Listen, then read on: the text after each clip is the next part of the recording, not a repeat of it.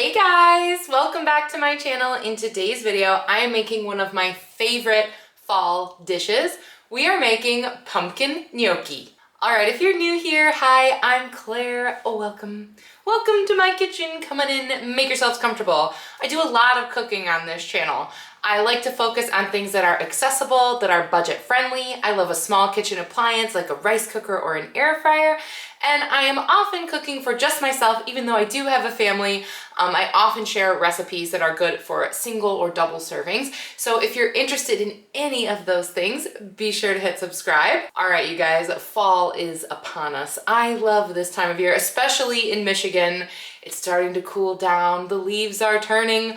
All of my favorite flavors are emerging, including pumpkin. Now, I had to pop into Walmart the other day for something, and they had these cans of pumpkin for 99 cents a can. So a really affordable ingredient. And of course you could make this any time of year, but right now is when you find this on sale, and I'm a budget girl. Obviously I'm gonna buy things when they're on sale. Pumpkin is a really versatile item to use in the kitchen. Not only is it affordable, but it's a vegetable, guys. It's good for you. It's full of fiber. It grew from the ground.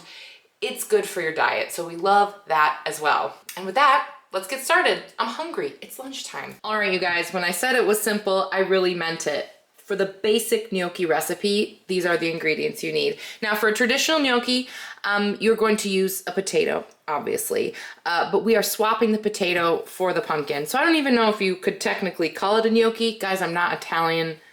Don't get mad at me. Just let me share this and take it if you like it and leave it if you don't. So you need one whole can of pumpkin puree. Make sure it's 100% pumpkin and not pumpkin pie filling, because that would not be good. We've also got some flour here. As far as seasoning, I'm just using salt and pepper, but again, you could get creative. And you also need 1 egg. Now, if you follow me, you know I raise quail, so I use quail eggs instead of chicken eggs. But 4 quail eggs equal 1 chicken egg, so you'll need 1 egg.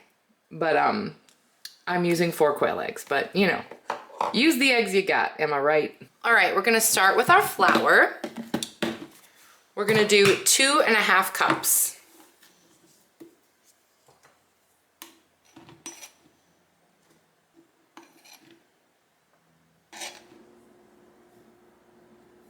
I'm gonna go ahead and make a little well in there.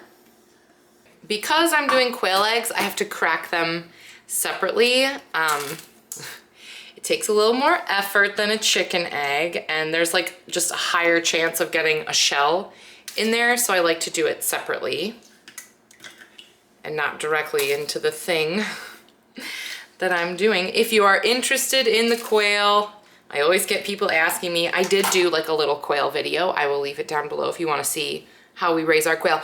But you will likely just be cracking a chicken egg right in. Now for our pumpkin, we are using the entire can. It is a 15-ounce can.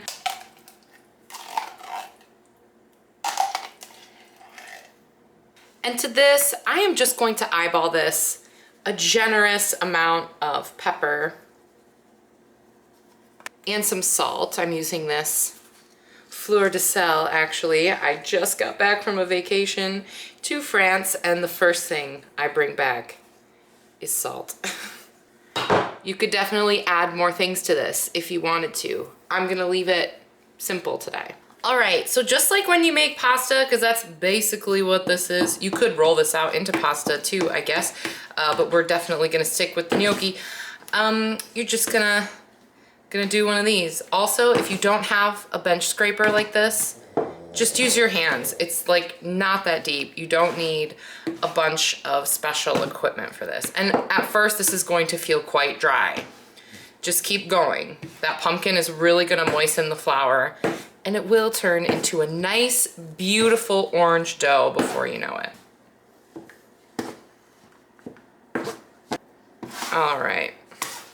It's time to come in here with our hands now, and we are going to knead this a bit.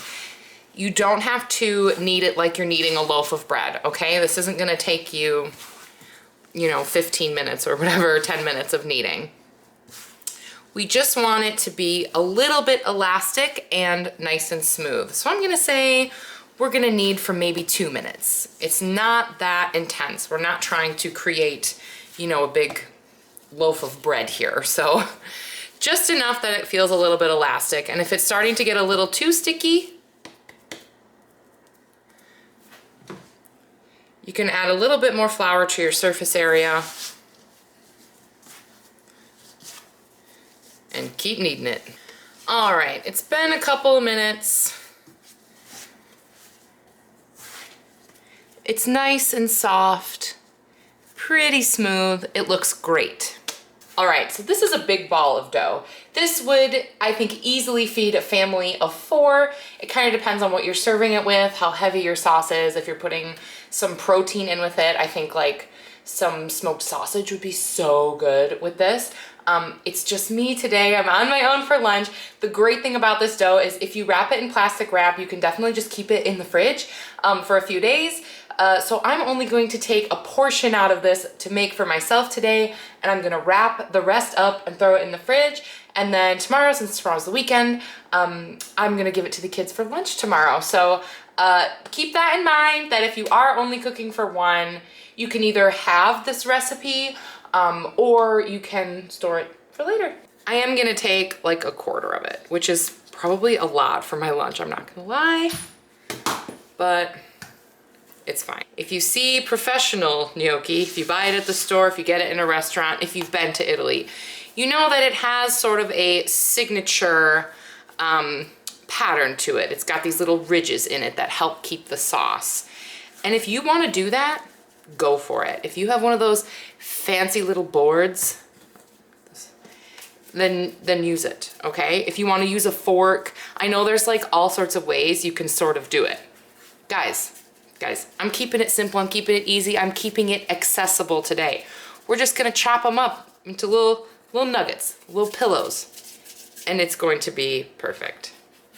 So you're gonna roll them into ropes. I find that using smaller pieces of the dough is a little easier. And you know, give it a little squeeze, give it a little roll. And then we're gonna go through and we're gonna just chop them into little pieces. Like this. Gosh, my hands look crazy.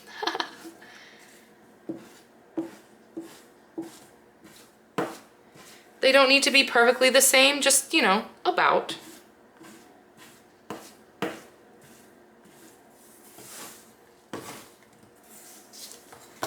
And I just have a little flour left here on my mat from earlier, and that'll just make it so they don't stick together. All right, there we go. They're so cute, and they're gonna be so orange when they're done. It's gonna be great. All right, now because these are fresh gnocchi, they are only gonna take a couple of minutes to boil. So I'm gonna go ahead and put my water on to boil. And while I do that, I'm gonna go ahead and make a nice little like sauce situation that we're gonna toss them in. Obviously, this is a very mild flavor and it goes good with so many different things. So if you're into like a real creamy sauce or like a marinara, tomatoes go really good with this as well. Very garden-y vibes. Today, I'm just gonna do like a really simple rosemary, butter, and some onions because I have all of those things and it sounded good to me. So that's what I'm gonna do.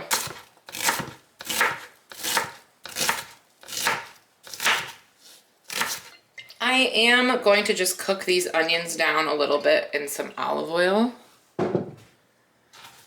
Just before I get buttery.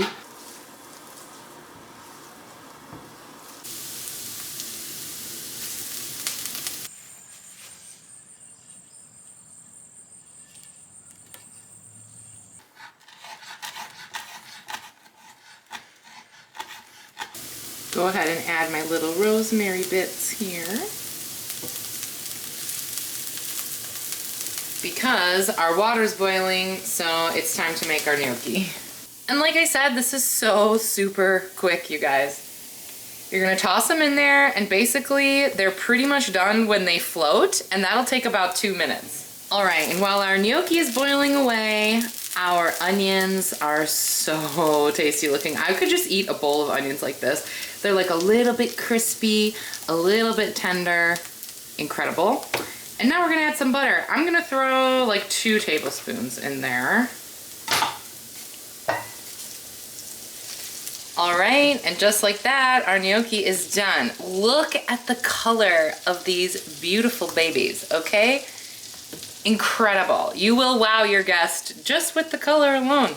And what I'm actually going to do is I'm going to take them right out of here. Oh, one for the dog. And just put it right into our hot pan.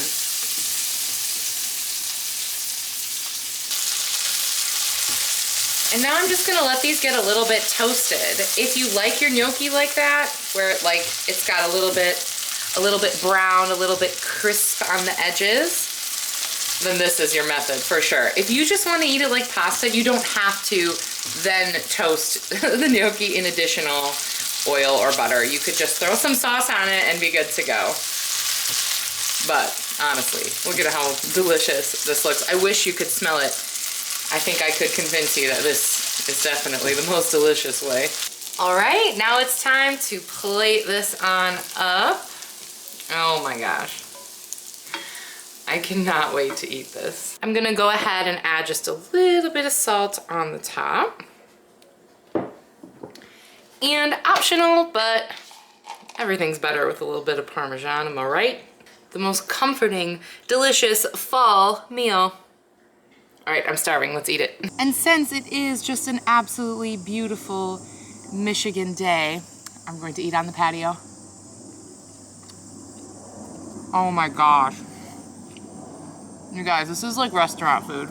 It's so good. The pumpkin flavor is extremely mild but delicious and really absorbs all of the other great flavors we put in there. The crispy little onions are incredible. The butter, the cheese, everything is just delicious. All right, you guys, that's it for this video. I hope you enjoyed it. I hope you took some inspiration. Maybe try some pumpkin in some non-dessert ways. I know there's like so many ways to use pumpkin. It's a really versatile ingredient. So if you have any ideas for me, make sure you leave them down below. Of course, come back for more content like this, and I will see you guys in my next one. Bye!